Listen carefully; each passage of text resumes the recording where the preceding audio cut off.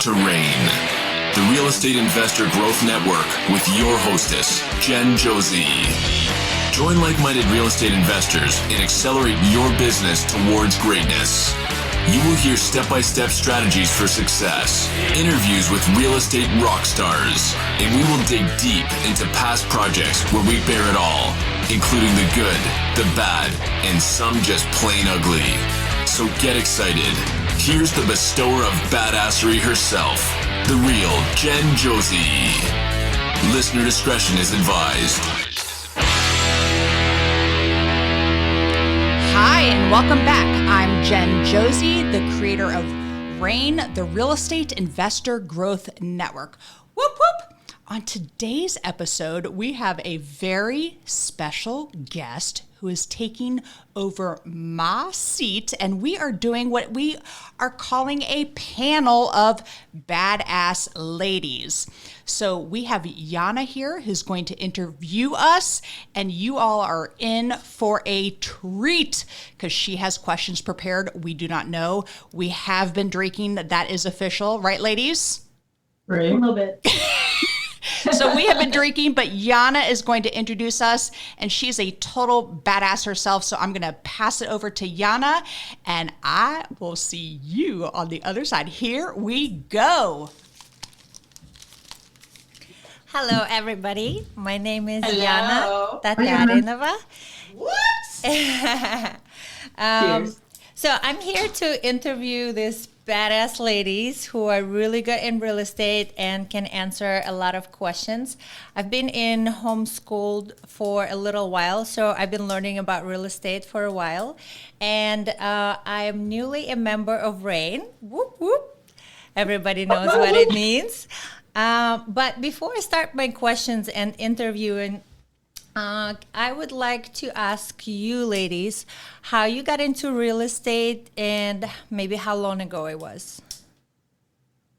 I'll start. I got into real estate. Hi. I'm LaDonna Smith. Nice to meet you. I got into real estate in 2009. And what was the other question? How did you get into it? I was actually a real estate agent working with a real estate investor who was buying multiple properties a year. And I wanted to learn everything that he was doing, and I insisted that he mentor me. Okay. I'm Lisa Romano. I got into real estate after being in corporate world. I bought a second house that my daughter and I renovated, and we redecorated it. Renovated is not the right word, but all of a sudden we fell off with real estate, and I sort of got the bug, and then from there on just decided to do some investing. I'm Pam Spencer, and I've been in real estate full-time for about 6 years now. I used to be a horse trainer for about 20 years, so this was quite a switch, and I've never looked back. I'm Josey, and I got in real estate because I was an armchair flipper, like an armchair quarterback. And I would watch all the HGTV shows. I'm a little drunk right now. Anyway, I saw a late night infomercial and decided to join an education program. That's how we got installed. Installed? Yeah, installed. We got installed. And Welcome to the cult. Real estate investing. Okay. What is your first question, Yana? Well, first of all, I wanted to thank you very much for having me here. Thank you for giving up your spot. I mean, I feel super awesome. It's a beautiful studio, and I feel very honored to be asking you ladies questions because I feel like you have so much experience. I have so much to teach. But yeah, let's start with the questions. My first question would be, what would you say disadvantages and advantages of someone starting today versus, say, 10, 15 years ago when you guys started? Lisa? The disadvantages, the values have increased and you're buying at significantly higher prices. So the thing about real estate is buy and let it increase its value. So 10 years ago was a very good time to do it because it would have increased significantly in value. Advantages of doing it now is, I mean, honestly, it's the same concept. Like do now, and in 10 years, it's going to be where it was as in about 10 years. earlier. So it is always just, buy it, hold it, and let it gain its equity and increase the value by doing some rehabs. Oh, answering this question, you meant buying real estate and holding it, right? Holding it, yes. I think anyone that started in real estate in 2020, thought they knew everything they needed to know about real estate. Am I right? I agree. And now In a good way. they are realizing we aren't getting those returns like we did back then. So the real, true real estate investors are still standing. Just saying. They still are. Yes. I agree with everything Lisa said, with the caveat that I think someone coming in today or 2022 today has never been through a down market and hasn't experienced what it takes to be a true real estate investor, because this is what really makes being a real estate investor as a profession. This is where we're going to cut out the amateurs. So it's been easy to do this in the last 4 years. I think now you're going to have to use a little more intelligence and creativity, and you're going to have to just be more resilient. Okay. Well, I've only been in 6 years, but I can say even in 2018, it was really easy to market. We didn't have the regulations on cold calling or texting or anything that we do today. Marketing has changed completely. In the COVID era, hedge funds were buying. Right. So flippers were selling to them. They were going way over asking price. Someone could get into wholesaling and think they're a badass wholesaler because everybody bought their stuff because they knew they would get way overpriced. So now everybody has to know their numbers. So when the hedge funds quit buying, when the interest rates changed and went up, the hedge funds stopped. So it was over. So now, like Jen said, the ones that are still remain are the ones that probably were in it before that time. So it's a lot harder to get properties at a price that works. And I think that's the biggest change that I've seen. Huge. Awesome. Thank you. Thank you for the answer. Yes, that's good to know. Yeah, I meant more like fix and flips. And Pam, I think you covered really good. But also thank you for the tips on holding, buying and holding. Let's go to the next question. Okay, I'm asking this for myself because I'm in the situation. But I want you to imagine a scenario where, say, you're starting over with maybe everything that you already learned, but you're starting over, say you move to another state, like I'm doing. And imagine, like, just, yes.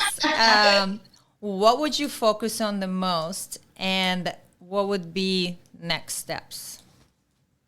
Well, if it were me starting over, this is Pam. If it were me starting over or advising someone who's wanting to start now, based on my own experience, I started this business with nothing. I didn't have an income. I didn't have a savings.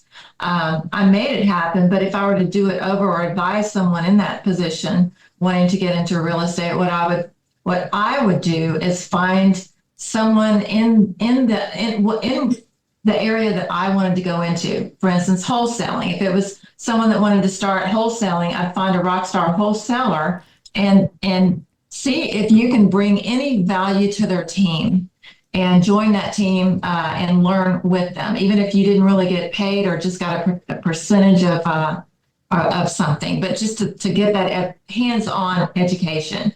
That's what I would do. Pick some flippers. Honestly, I don't know how you can bring a lot of value to them if you don't know anything, because they want properties. LaDonna, I know you have a lot to say about this. No. So I agree with you. I started with joint ventures. But what I did is I will do the hustle, the tenacity, that whole, what's it, rising grind. I was the person. So I found a mentor who was doing what I wanted to do. And I offered my services to him, which was my time to do whatever it took. And basically it was project management, which I didn't know how to do. So I was taking toilets from Home Depot and my 4-door sedan to the projects because that's what it took. So I was offering what I had in exchange for knowledge. Find someone who's doing what you want to do, a coach, a mentor, and then figure out how to do what they are doing. And if it's you offering your time, literally your services as a human, do that. Yeah, and I absolutely agree with both LaDonna and Pam, but I think what really comes out of this is find people to build relationships with. Because when you're in a new place and eventually you really could get to a joint venture, or you could get to something where you're going to add the value. But it's 100%, if you're new in a place, do everything to find investor-friendly realtors, because they aren't all, to find other investors, to find those groups where they're actively investing, and build those relationships, because in essence, you're going to be building an entire team. And the thing about real estate investing is it's relationships. It's relationships and it's numbers, right? So start with the relationships, because that's what's going to get you deals, because without a deal, you're not really investing, right? So I think relationships, and then whether they just get you deals that you do on your own or you do them with joint ventures, then you can decide how you want that relationship to go. So to summarize it, we would say that finding mentor is the biggest thing, because what they have, their experience, their knowledge, they can share with you if they're willing, and that's the fastest really way to find it. And in exchange, you can be their coffee girl, their laundry person, or picking up toilets from Home Depot. No? Okay. I'm going to go back to, I'm not a coffee girl. I'm not a laundry person. I've been No, I didn't do those things. I did things real estate related. I will take your toilet to your job site. I will not get you coffee. And I don't know if that's... No, that's perfect. No, I'm not your coffee girl. Excellent. Yeah, I think the last thing I will never ask you to bring me coffee, but if you need a coffee, I will bring you coffee. I will bring you. But yeah, I like it. So find people, realtors, making connections. So going to RIA meetings, right? Like you in your area, you're going to RIA meetings, meeting people, making connections, offering whatever you can offer to do friendships. Yes. You're doing amazing.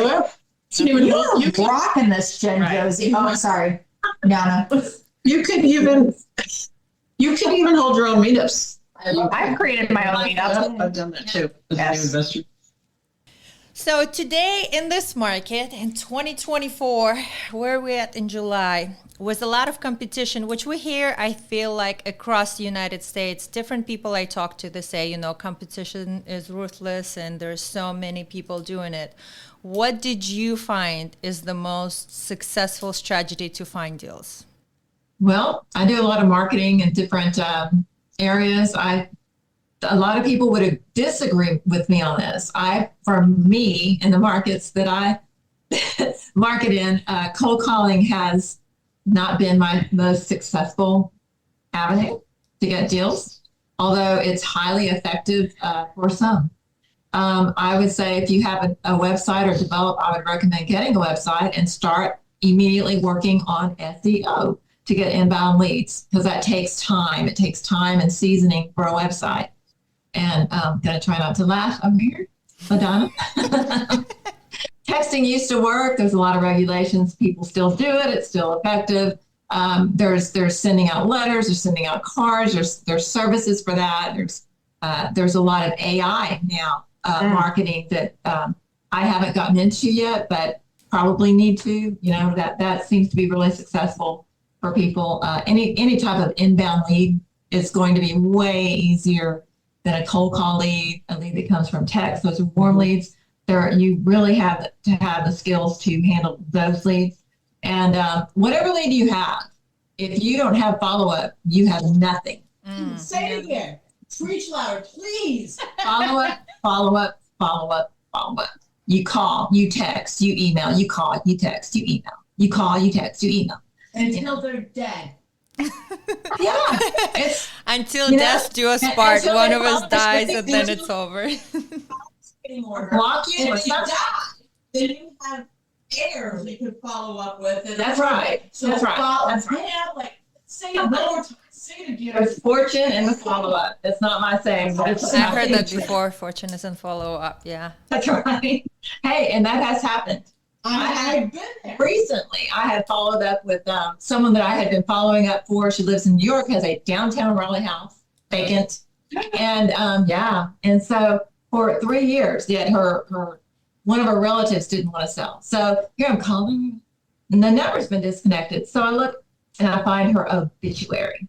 Stalker. So Wow. stalking the relative. So yeah, you follow up. You doesn't matter. It could be a multiple. I don't know. It could be a 6-figure deal in the end. So you just have to follow up. If you're not going to follow up, you may as well find a new business. Go in the middle. Yes, exactly. If you're too scared of the phone, you're scared of people, scared to talk on the phone. If your whole life is through text, you need another business. Yes. So yes, you can do the cold calling, you can do all of that, but when you are developing relationships with people, having conversations with them, saying, how can I help? What's going on in your business? That is another way to get to the deal, is just having conversations with people. It's all about relationships. You can do cold calling all day long, but if you're not developing relationships with people, just like Pam said, she was, until the obituary came along. Well, now she's developing with the heirs. Yeah. So now she's moved on to the heirs. So again, it's all about relationships. So don't just stop at that first one.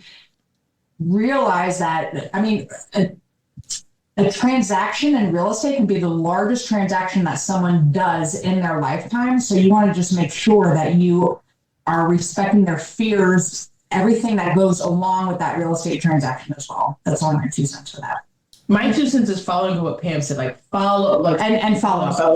I want to follow up on what Pam said about follow up, because following up, there's a whole book called 3 Feet from Gold, and that book is based on another book that says if you don't follow up enough, you're not going to make your dreams. And so I will follow up with someone until they die.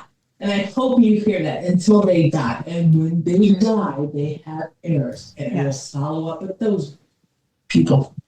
And develop relationships. Oh, and on that, Real good part. Yes. Yeah. I think the number one lead source, if you're flipping, honest to God, I think it's leveraging wholesalers. Developing those relationships. I get texts from flippers. It's a buyer. Every yes, and every day, every week, several of them. You got any deals? Got any deals? Got any deals? They probably have a texting program where they bug the crap out of wholesalers on a regular basis, and that's how they get their deals. That's how they flip. 10, 15, 50, 150. But that's actually properties. right, because that's actually follow up to the relationships, right? So you are literally, whether it's back to wholesalers or real. Yes, that's right. That's okay. But whether you're following up with an investor that has extra properties that they may not, it's build that relationship. You don't know when they're going to have something they don't want. When a wholesaler just gets them, you want to be in front of them. Realtors, and honestly, whether you do Dial for dollars. Don't think that realtors are sitting around thinking about you, because they're not. I would call them every other week and say, "Hey, Mike," and I'm using that as a real example. Mike, Slade. Do you have any deals for me? And he'd be like, well, I might have this guy whose house just burned down halfway. I'm like, this is what I buy. But it would take me making a phone call to him. He's like, yeah, that's, oh yeah, you might like this possible deal. So don't be egotistical. Think people are just sitting around thinking about you, waiting to send deals to you. You've got to dial for dollars and do the FU follow up. Yes. And so FU. So relationships and follow up. Those are your 2 takeaways. And do the relationship with people that have the ability to sell a house, right? Whether it's the owners, wholesaler, realtor, somebody that has a property to sell. Those are the people you want to build your strongest relationships with. When LaDonna said FU, that's made me think about another questions. So following up with people who told you no, who told you to go FU, do you follow up with those, or do you follow up with people who just said I no? do. Okay. I'll Interesting. So to me, real estate and dating aren't the same. What in dating, no means no. In real estate, no means so call you in 2 weeks. So I follow up with people until they die.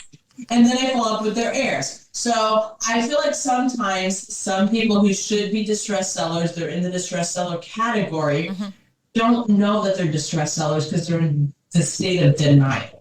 So I will follow up with them until they come out of that state of denial. So I will follow up with people until they die. Dating and real estate are different. Dating, no means no. Real estate means call me in 2 weeks. Okay. Okay. The only people I will follow up on like that are people that have raised their hand before through a cold call, a text, whatever. If they say no, after they at one time had thought about selling, I will keep them on follow up. What's his name? Leonard Turner. You can bleep it out. But No he way. told me no. Leonard who? Toro, Toro. Okay. From Naples, Florida. He told me no for a year, and then I bought his property. So, That's awesome. you can please bleep his name out. No way we're saying it. I'm with Pam in the fact that I have other projects to find, so I'm going to move on. I'm not going to waste my time. If you tell me no, I'm out. So I'm going to go back. I bought Leonard Turo's property for $40,000. Needle in a haystack. But all it was a fucking phone call. Like it was an Excel spreadsheet. Leonard said no. He actually, so he did. He responded to something.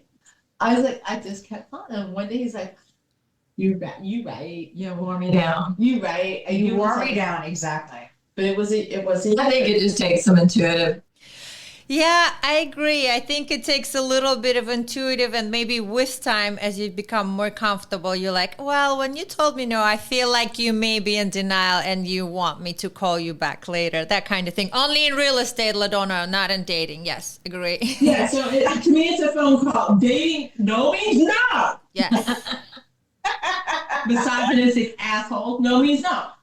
But in real estate, no means call me in 2 weeks.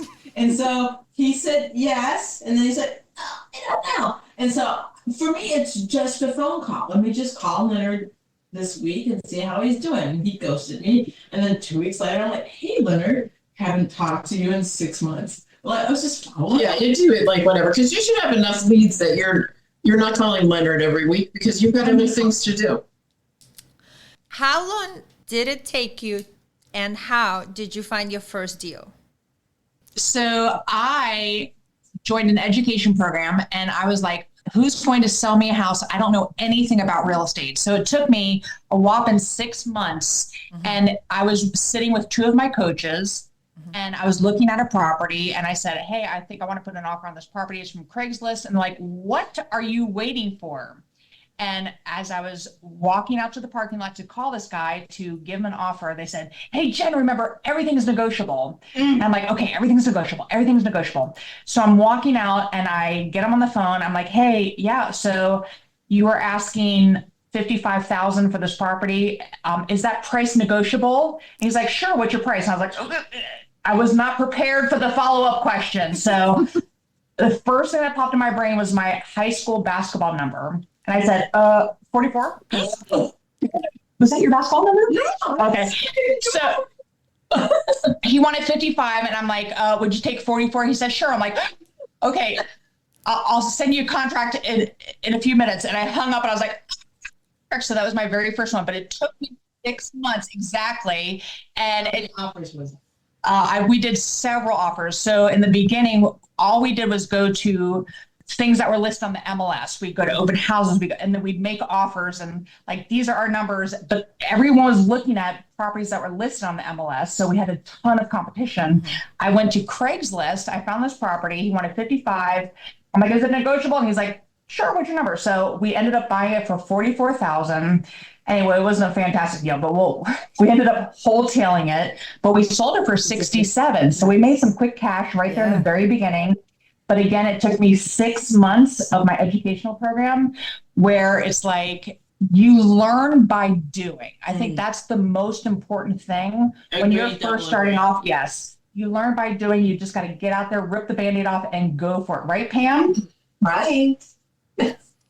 She covered your head totally that time. So tell us how you, LaDonna. No, I think my example's bad because Tell us the bad one. No, it's bad in a good way. Like I had a coach, I had a mentor, and she told me to go make 25. So I had a coaching call every 2 weeks. And I was not going to disappoint this woman. I treasured the ground she walked on. And so she's like, go make 25 offers. I'm like, you're right. So I went and made 25 offers. I got one accepted. And so I think I got one accepted at 23 offers. So when I got the coaching call, she's like, how'd it go? I'm like, well, I didn't make 25 offers. I'm like, I only made 23, but I got this one accepted. And she's like, that was the goal. And I was like, but you did make 25 and I failed. So like I made 23 offers and got one accepted in 2 weeks. I also had kind of a mentor going into that coaching program of someone who taught me how to make 10 better offers. So I probably had 6 months of coaching before I paid for coaching. I had 6 months of mentoring before I paid for coaching. And then that person is the one who held me accountable to do what it took to get to the next position. So I say that because I don't want people to think you can make money in 2 weeks. Yeah. So that's why I'm not like, my story shouldn't be the example. No, and LaDonna, whom did you make those offers to? Was it MLS leads or who did you make the offers to? So that's an excellent question. I made the offers to realtors I had already made relationships with, and kind of what Jim was saying, like, hey, I want to buy properties. What you got? And people would like, oh, I got this off-market deal that this is, and then some of them were on-market deals because that's just the easiest way to start making offers. And the offer that got accepted was an on-market deal. Yeah.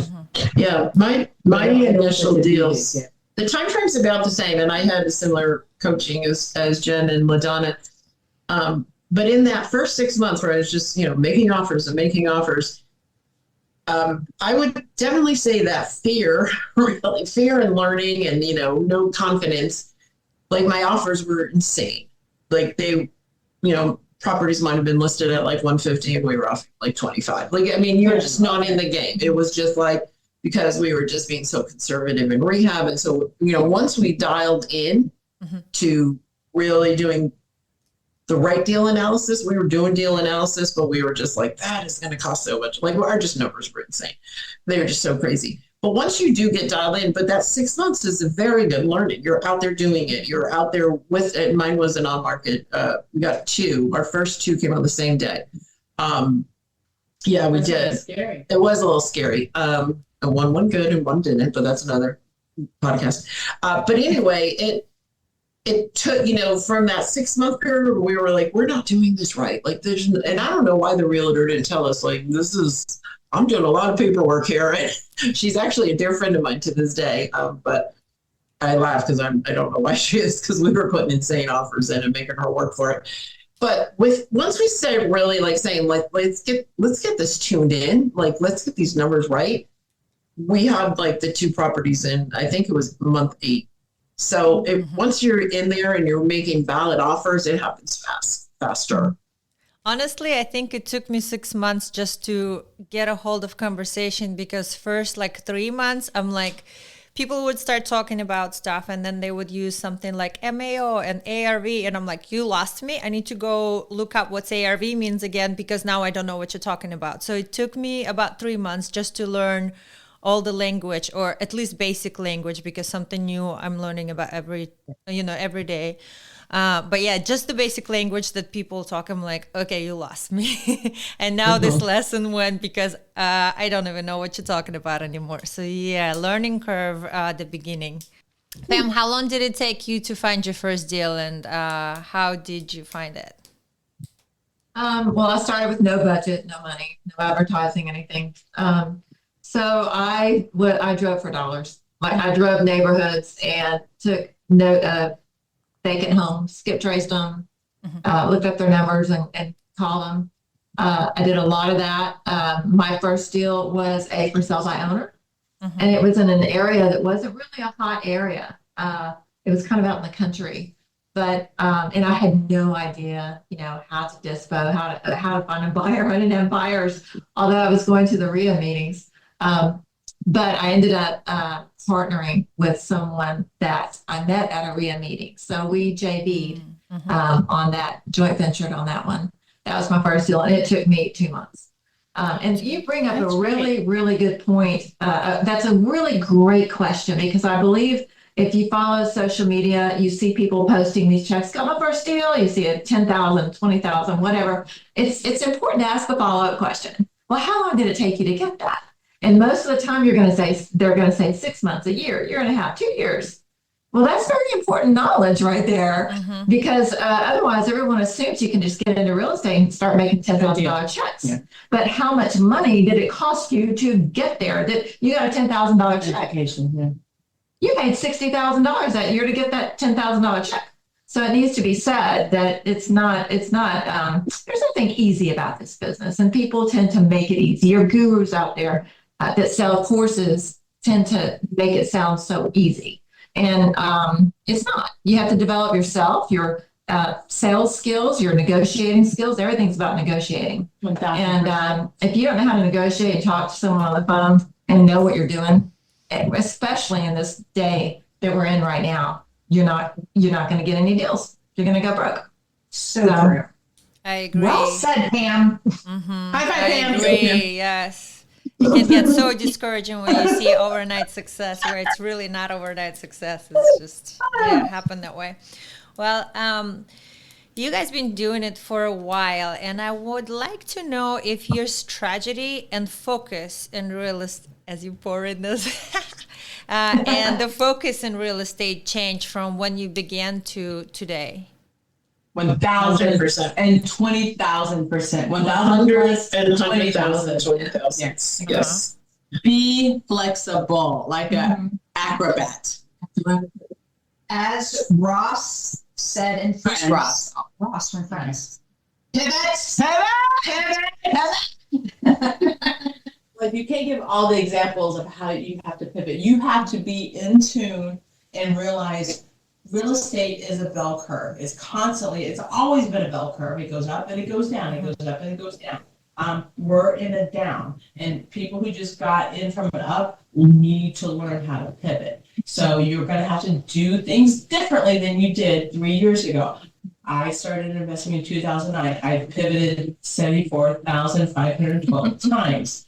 But you have to see what's coming and do something different. Yes. And you have to do what you like, because you have to be passionate about this business, right? So I think most of us get into the flipping part because that's kind of sexy when you have this before picture and an after picture, and everybody's wow. And, you can put babies, dogs, and a before and after post out on social media, and they blow up like these people, they do, right? And so, but the reality is it's an active business. It's a ton of work to do those. And so you start to say, like, yes, I'm, going to start as flips, but ultimately you want some passive income. And so you look into rentals, and then that grows. Like, you don't really even know where your journey goes, but like stick with the things that like you love, and like I do quite a bit of private lending. And, 10 years ago, 11 years ago when I started, like, didn't even know that was a thing. So not only do I use people's money, but I lend out my own money as well. And like all these things, they're pivots. It's fluid. It's not so much a pivot because of market change. It's just like, these are different strategies because I enjoy this. Mm-hmm. And you're growing. And, like I'm picky about flips now because they take so much time, and, you can do so many other things that you love. But like a good flip still makes you feel good. It's good. Right now interest rates are really high, and that's what's causing people to slow down from buying properties. So instead, what are they doing? They're renting. So now you want to focus on your rentals, really kicking that BRRRR strategy and start getting more properties for people to rent, because that is what's happening. People are still moving and buying, but there's fewer of them, and properties are sitting longer on the market right now in most areas, not in Lisa's area, because Lisa, is my area. They're sitting they're sitting longer, and they may start. So that's the great thing about real estate, is that you have to learn to know when to shift directions. Never put all your eggs in one basket.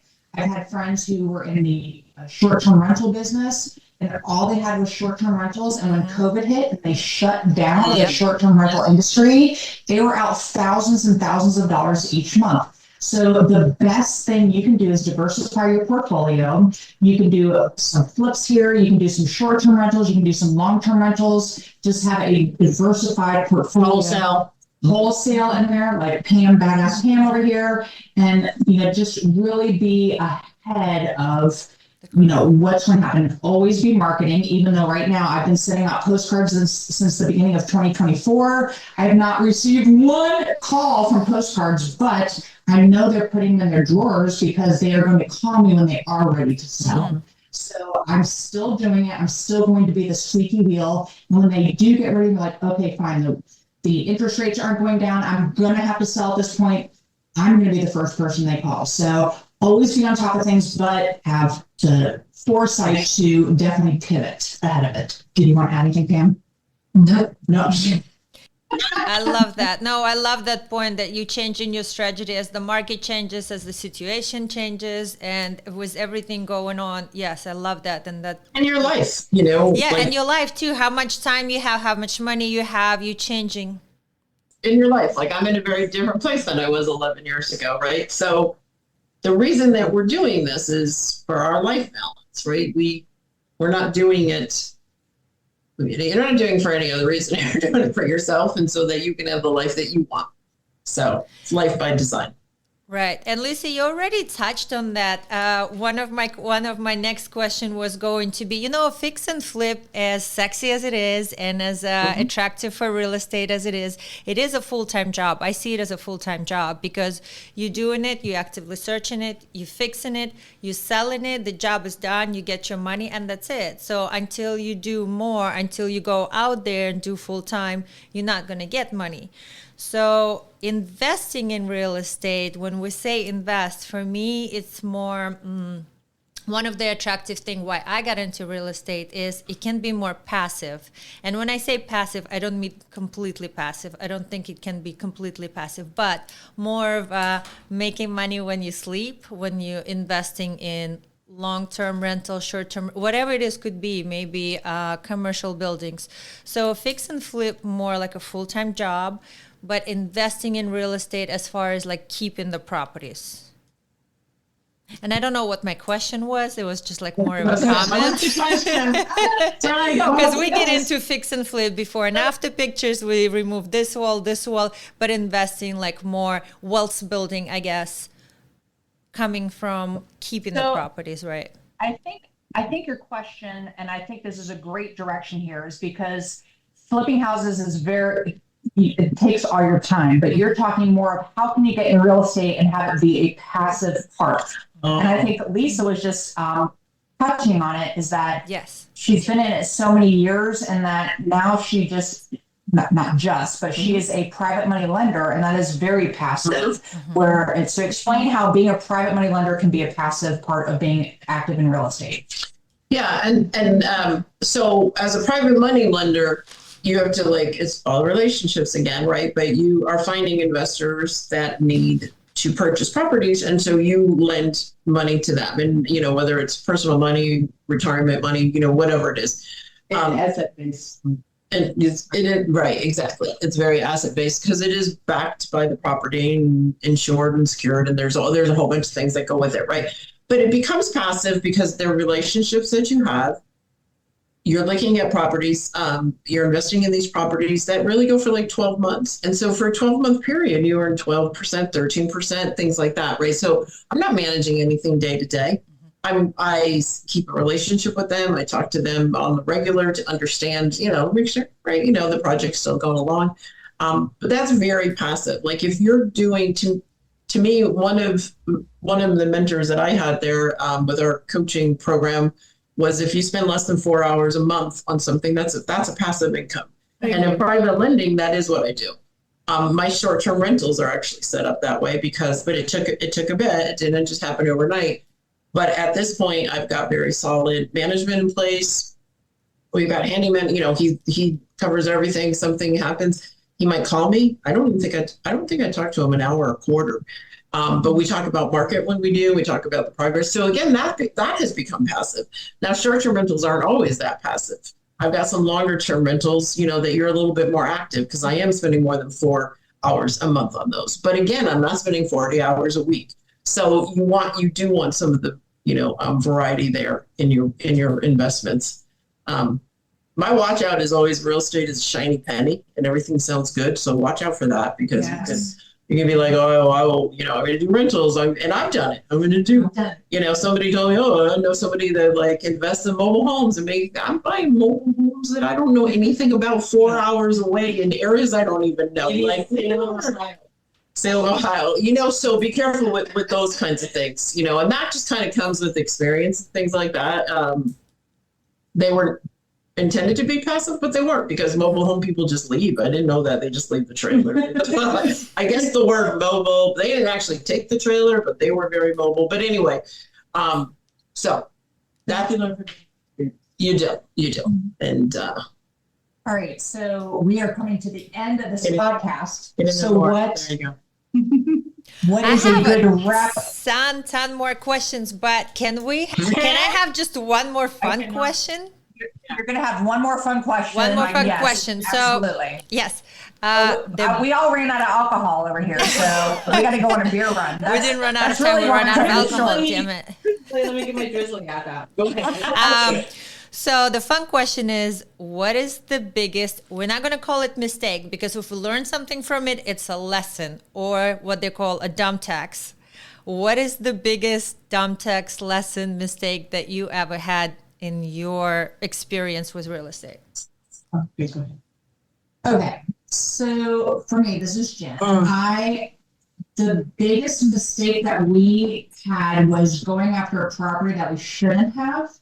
And we ended up walking away. And at the time, we were walking away from about a $6,000 investment. But to this day, that is probably the best decision we made, was walking away from a deal.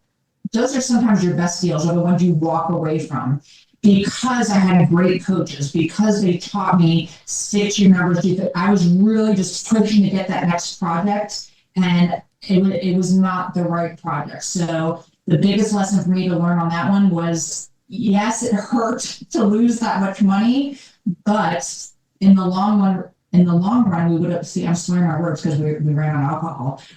In the long run, we would have lost a hell of a lot more money. So that was a huge lesson for me. So who wants to take it next? And oh my God, it's so hard to walk away from that and not trying to chase it, fix it. But that 6,000 could have been 60.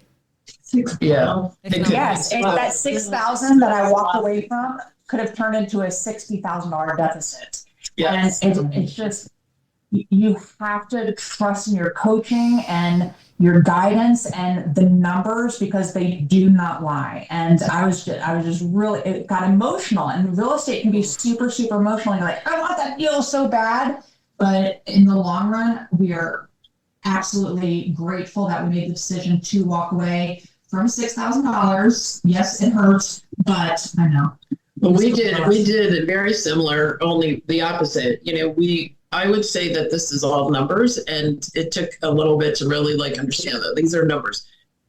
It is, you don't buy emotionally, because you make your money when you buy, period. Yeah. In my opinion, we could all have that debate, do you make when you buy, you get it when you sell, but you make it when you buy.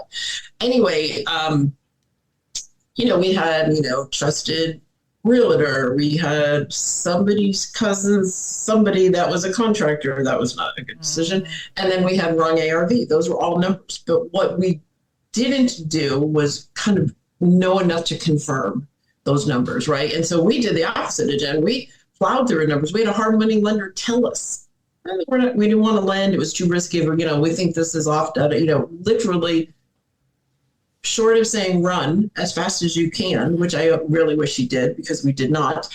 We did not do addendum. We did not just get out 6,000. We pushed through the project. We pushed through every single thing. And yeah, we lost money. But it was the only time we lost money. So you definitely learned. But it is trust yourself. When they were saying, I'm like, something's not right here, but we just kept plugging. This is what you do. You just make it work. You make it work. You don't. You do walk away. So I could not agree with Jen more, because I was the opposite. Losing money. Yeah. Yeah. Not trying to fix it. It didn't feel good. Mine's big. Mine's a $400,000 cost. So like $6,000. I'm like, that's adorable. 400,000.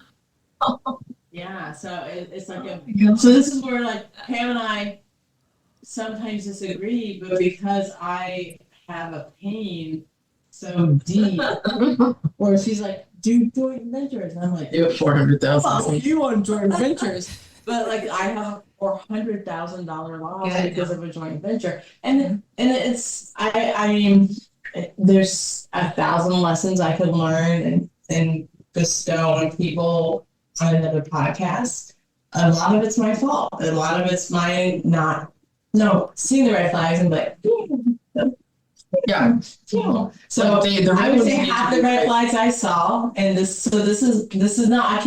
I would love to blame this on someone else. Half this is my fault, but it wasn't a $6,000 loss. It was a $400,000 loss. Oh my God, that is crazy. That's a lot of money. 400,000. I think I would be like, okay, I think I'm gonna go work in Subway or somewhere else. I'm not doing this again. But hey, again, it's another podcast. It's another adventure. I don't want to discourage people from doing this business, but this is why, and again, we don't know each other that well. And I know why I have such a disdain for joint ventures, but because it's so personal. So, but also I've had amazing joint ventures. Like my whole beginning career, my whole first 26 deals in 1 year was a joint venture. So I'm not mad about joint ventures. It was my fucking fault for doing this. I had S1 and doing. I had a great community. I didn't ask them enough. Like, oh my God, I wish I would have depended on my community more. Like, this is my fault. My fault. That's a big one. Thank you for sharing. My gosh. I think we are getting close to being done. Thank you so much, coaches. That was great interview, great information. Appreciate everybody. So happy to be here and so grateful. Thank you. I just want to give a big shout out to Yana for she's stealing this from me. Let's give her a round of applause. So thank you, ladies, LaDonna, Lisa, and Pam, for being a fabulous panel on today's show. And I may lose my job because Yana, you are so good at this. I thank you so very much. That Russian accent. I mean, I could listen to that all day, people. But thank you so much, ladies. Thank you so much for being here. Any final words of wisdom before we leave? No, just go do it and learn along the way and have fun doing it. Still open. Do what? She said.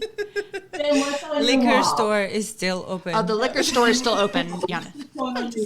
So everyone, thank you so much for listening. Thank you, Yana, for hosting this fabulous recording.